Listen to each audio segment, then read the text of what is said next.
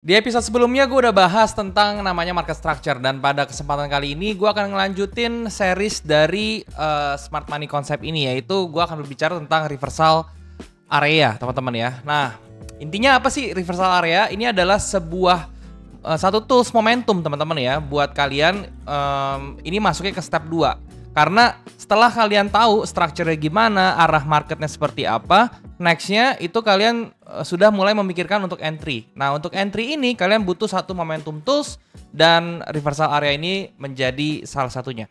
Tapi sebelum itu gue mau ingetin ya, kalau misalnya kalian pengen coba trading forex tapi kalian belum punya broker, kalian coba bisa cek yang namanya OctaFX. Link pendaftarannya ada di description di bawah, kalian bisa cek link tersebut. Kemudian kalian bisa melakukan deposit dengan menggunakan kode promo untuk mendapatkan bonus deposit. Bonus depositnya lumayan loh, bisa sampai 100%. Dan juga kenapa OctaFX? Karena gue sudah pakai ini dari tahun 2019 dan sampai sekarang semuanya lancar, WD Depo lancar, kemudian trading pada saat news yang padat ya, news yang besar itu juga nggak ada masalah, semua transaksinya lancar. Jadi kalian bisa coba, linknya di description di bawah, oke? Nah, seperti yang tadi gue bilang teman-teman ya, hari ini gue akan bahas ke kalian itu tentang yang namanya reversal ya. Jadi di sini gue akan coba jelasin reversal. Oke, di reversal ini ya, ini ada beberapa hal yang kalian harus paham ya. Yang pertama itu adalah reversal area ini, reversal area ya. Ini merupakan salah satu momentum ya.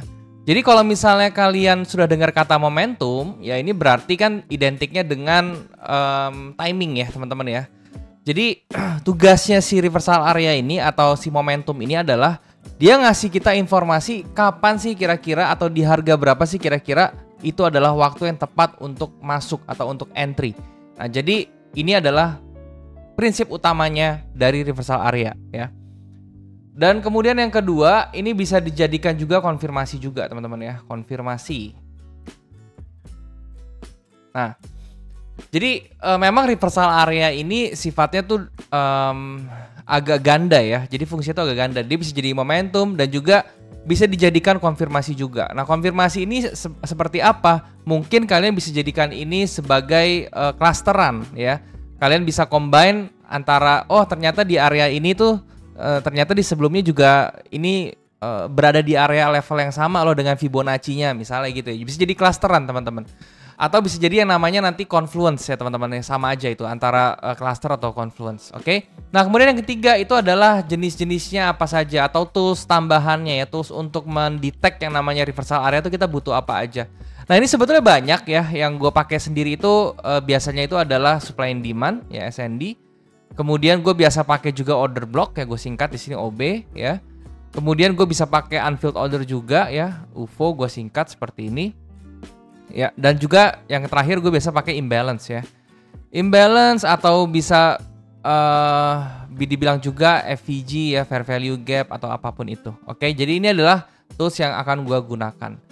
Nah, terus kapan masing-masing menggunakan si supply and demand, order block, unfilled order? Itu ada tips and triknya ya. Yang pertama itu adalah carilah yang terdekat ya. Jadi kalian bisa lihat yang terdekat dengan current price CP gitu ya. Nah, jadi tips dari gua itu adalah kalian jangan kejauhan ya kalau misalnya kalian mau menggunakan momentum itu ya. Kalian lihat misalnya gini loh, kalian entry biasanya di time frame M30 gitu. Nah udah, kalian coba cari reversal areanya tuh di M30, dan yang mana yang bagus, carilah yang terdekat dulu dari current price atau dari harga sekarang. Jangan carinya itu yang masih jauh levelnya gitu ya. Sedangkan di sebelum-sebelumnya juga muncul, tapi kalian lihat yang menurut kalian tuh paling kuat gitu. Karena kan ini saya juga pernah sering berada di posisi seperti ini dulu ya. Jadi saya dulu tuh suka nyari posisi yang kelihatannya strong dulu tuh ya. Jadi saya nggak mempedulikan posisi yang kecil-kecil, tetapi lebih dekat tuh saya jarang pedulin. Tapi sebetulnya seiring berjalannya waktu ya, setelah pengalaman trading di banyak market juga, ternyata itu yang lebih diperhatikan tuh justru tuh yang dekat-dekatnya dulu gitu loh, yang dekat-dekat sama current price.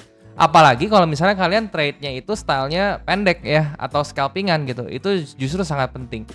Nah, kalau misalnya kalian bingung, flow-nya itu adalah seperti ini. Kalian setelah cari structure, terus kemudian kalian ke time frame yang roadmap dulu ya. Tetap kalian ke time frame roadmap dulu. Di time frame roadmap kalian cari area reversalnya yang terdekat gitu ya. Cari yang benar-benar paling dekat sama harga sekarang di roadmapnya. Nah, setelah ketemu, baru kalian turun ke time frame kecil. Nanti itu areanya kan akan jadi gede gitu ya, akan ke zoom in gitu ke areanya. Nah di situ baru kalian cari confluence-nya di time frame lebih kecil. Bisa jadi confluence-nya itu dengan reversal area lagi ya, yang numpuk atau yang terjadi di dekat-dekat area yang besar ya. Atau kalian bisa coba cari dengan candle pattern atau chart pattern yang lainnya. Jadi dengan momentum tools yang lain seperti itu. Nah jadi itu adalah cara gua untuk mendetek yang namanya momentum. Dan ini sekarang langsung aja teman-teman ya, gua praktekkan ya di dalam chart di sini. Di sini gua akan coba menggunakan XAU USD aja dan gua akan praktekin di harga current aja ya teman-teman. Nah ini ya seperti yang kalian lihat, gue clear dulu. Nah ini gue misalnya gue contohin gue pakai H4 untuk roadmapnya gitu ya. Di sini gue sudah tahu ya secara structure-nya dulu teman-teman ya. Di sini kalau misalnya kita lihat secara structure, ini pertama yang kemarin di video kemarin ini dia membentuk low, lower, high. Ya di sini low yang lebih rendah dari sebelumnya, terus di sini juga bikin low lagi yang lebih rendah dari sebelumnya. Nah, kemudian di sini dia bikin high juga yang lebih rendah teman-teman ya. Ini high yang lebih tinggi.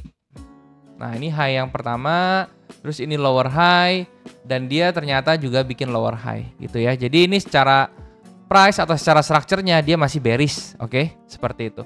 Nah, oleh karena itu sekarang berarti kan mindset gue pengennya nge-sell nih teman-teman ya. So, yang gue lakukan adalah gue cari masih di time frame H4, itu adalah reversal areanya yang paling dekat itu ada apa di sini atau ada apa yang terjadi gitu. Nah, di sini kalau misalnya kita lihat yang paling dekat itu ada imbalance-nya ya. Ini imbalance sudah terjadi ya. Di sini gue pakai FVG karena gue tadi pakai 4 tools dan kemudian di sini yang muncul adalah yang fair value gap. Nah, ini kalau misalnya kalian lihat nih imbalance areanya tuh cukup besar seperti ini, ya gede nih. Ini imbalance areanya kayak begini. Nah, tips and trick lagi kalian bisa bagi dua ya, atau kalian bisa bagi pivot point seperti ini nilai tengahnya untuk memperkecil areanya gitu ya. Nah, jadi kalian bisa ambil seperti ini aja, oke? Nah, ini adalah langkah pertama ya. Jadi di H4 ternyata yang paling dekat itu yang muncul tuh adalah si imbalance ini ya, dan itu baru terjadi di 2343 gitu ya. Sebenarnya bisa aja gue bilang oh terkuatnya itu adalah order block yang di atas gitu. Jadi di atas ini ada order block kalau misalnya kalian lihat ya, yang gue ganti ini dengan warna hijau. Nah, di warna hijau ini sebenarnya order blocknya gitu. Tetapi ya order blocknya masih terlalu jauh ya, masih di 2355 gitu. Lebih jauh lagi daripada ini. Ini aja udah cukup jauh gitu. Nah, kalau misalnya seperti ini ya berarti kan masih ada kemungkinan dia bisa naik dulu ke area ini 2343 gitu ya. Jadi sell kita itu harus kita tunda dulu sebetulnya. Ya kenapa? Karena reversal areanya itu masih di atas gitu. Nah, kalian bisa turun lagi ke time frame yang lebih kecil di H1 gitu. Kalian bisa lihat di sini ada nggak sih area tahanan yang terdekat. Oh, ternyata di sini ada unfilled ordernya nih. Kalau misalnya kalian perhatiin ya, di sini ada unfilled ordernya gitu ya. Nah, di unfilled order ini saya ganti warna kuning ya. Nah, ini yang warna kuning ini adalah unfilled order ya, ditandai dengan adanya shadow di sini dan full body candle di depannya gitu kan. Dan ini jadi unfilled order. Dan ternyata betul aja ya. Ternyata dia begitu sampai sini dia ada reaksi teman-teman ke bawah gitu ya. Dia ada rejection lah ke bawah. Nah, kalian bayangin aja, mungkin ini kelihatannya di H1 kecil ya, tapi kalau misalnya kalian jadi scalpingan di M5 misalnya gitu ya. Kalian trade dari sini ya, dari sini kalian entry ya di nggak usah dapat di full sini, dapat di 2331 aja deh ya. Terus dia turun sampai ke 2326. Ya, itu kan sudah 50-60 pips, teman-teman. Kalau kalian 0,1 tuh udah $60, kalau 1 lot tuh udah $600.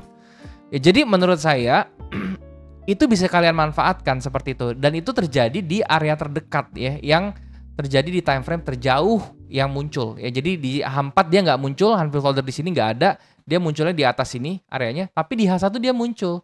Di H1 dia ada, ternyata ada unfilled order di sini, dan itu kita bisa manfaatkan. Oke.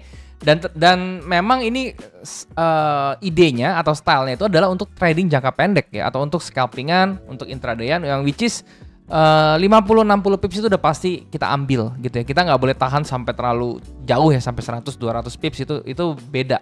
Mungkin itu bisa tercapai kalau misalnya kalian trade-nya nanti di area yang biru ini gitu loh. Nah, jadi intinya ya, kalian jangan fanatik sama si 4 ini ya, 4 yang tadi gue bilang ini ya. Jangan fanatik sama salah satunya gitu. Jangan pakai SND aja, jangan pakai hanya order block aja gitu. Kalian timang-timang aja siapa yang muncul yang paling dekat dengan current price ya, berdasarkan time frame terjauhnya gitu ya. Jadi kalau gua tadi contohin kan gua pakainya biasa di H4, tapi ternyata di H4 nggak muncul, gua turun ke H1 gitu ya. Jadi di time frame terjauhnya ternyata di H1 dia masih muncul. Jadi itu adalah time frame terjauhnya yang muncul dengan current price.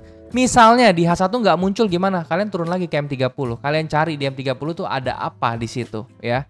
Seperti itu. Tapi kalau udah muncul di time frame yang terjauhnya, itu nggak usah turun lagi cari. Jadi kalau di sini kasusnya di H1 sudah muncul, kita nggak perlu turun lagi. Ya jadi gini kita tandain aja gitu ya. Dan nanti begitu harga masuk sini ya di M1 ini baru kita bisa mainin lagi teman-teman ya. Nah, di M1 ini kan kita bisa lihat oh ternyata dia masuk ke area ambil order di M1-nya, kita tunggu sampai dia ada bearish divergence seperti ini dan dia sudah bikin shifting market shift ya. Dia bikin inducement seperti ini ya. Jadi dia bikin bearish divergence plus inducement plus impulsif ke bawah, break structure minornya di sini dan membentuk structure minor baru ya ke arah berlawanan. Ini kalian bisa coba entry di sini dengan stop loss cukup di atas sini sebetulnya. Jadi entry kalian itu juga bisa lebih detail lagi gitu ya. Nah, jadi seperti itu fungsinya reversal itu, dia bisa ngasih kita mapping teman-teman, bisa kasih kita tahu kapan kita the best entry kita tuh kapan gitu. Oke, dan ini teman-teman ya untuk penurunan di H1 oke, ternyata di minornya kan dia sudah bikin structure yang baru lagi gitu ya. Dia turun, tetapi di sini ada bullish impulsif dan ini adalah order block untuk bullish terdekat gitu ya. Dan ini bisa gua ganti ke warna misalnya pink ini ya. Ini adalah untuk arah bullish. Nah, jadi kalau misalnya kalian ambil sell di sini di M5 gitu ya, kalian bisa sell di sini. TP-nya nggak boleh lebih dari garis merah ini. Kenapa? Karena di bawah ini itu juga ada order block untuk ke arah atas, ke arah bullish itu. Jadi karena kita scalpingan, kita pengen dapat hasil semaksimal mungkin di time frame kecilnya. Jadi kita nggak boleh lebih dari ini untuk targetnya gitu ya. Ini yang menjadi cikal bakal gua menemukan yang namanya block to block ya. Jadi gua ada, kalau kalian sering nonton, gua ada sistem trading namanya block to block. Itu idenya adalah seperti itu. Kita trading dari order block 1 dengan target ke order block berikutnya. Kayak gitu ya. Jadi itu untuk scalpingan atau untuk jangka pendek.